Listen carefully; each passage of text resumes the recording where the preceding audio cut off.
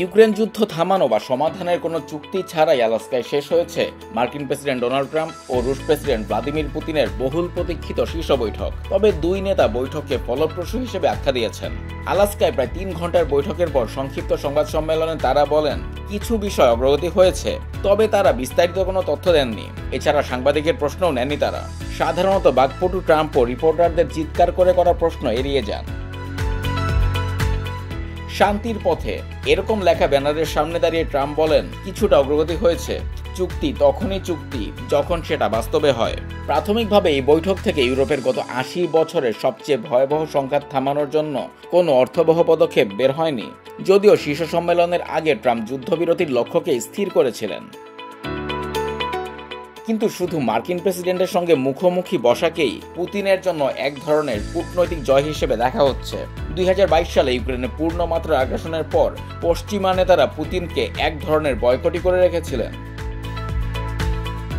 বৈঠকের পর Trump Fox নিউজের শন হ্যানিটিকে বলেন, পুতিনের সঙ্গে অগ্রগতি হওয়ার কারণে তিনি আপাতত চীনের উপর রাশিয়ার তেল কেনার জন্য শুল্ক আরোপ থেকে বিরত থাকছেন। তবে যুক্তরাষ্ট্রের রফতানির উপর অতিরিক্ত 25% শুল্কের মুখেই রয়েছে ভারত।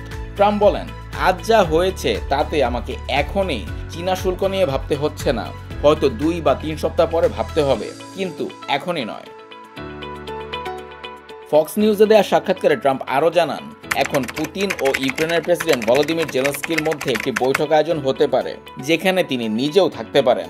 তবে কে এই বৈঠক আয়োজন করছে বা কবে হতে পারে এই বিষয়ে বিস্তারিত তথ্য দেননি তিনি। পুতিন অবশ্য সাংবাদিকদের সঙ্গে আলাপে জেলেনস্কির সঙ্গে বৈঠকের কোনো উল্লেখ করেননি। তিনি আশা প্রকাশ করেন, ইউক্রেন ও তার ইউরোপীয় মিত্ররা মার্কিন রাশিয়া আলোচনার ফলাফলকে ইতিবাচকভাবেই নেবে এবং অগ্রগতি ব্যাহত করার চেষ্টা করবে না।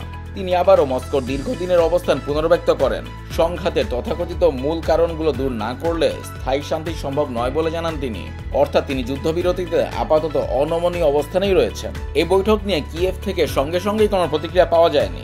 যুদ্ধ শুরু হওয়ার পর প্রথমবার কোনো মার্কিন প্রেসিডেন্টের সঙ্গে পুতিনের মুখোমুখি বৈঠক ছিল এটি। হ্যানিটির প্রশ্নে জেলেনস্কিকে তিনি কি পরামর্শ দেবেন, তার উত্তরে ট্রাম্প বলেন, চুক্তি করতে হবে। দেখুন, রাশিয়া একটি বিশাল শক্তি আর ইউক্রেন সেটা নয়।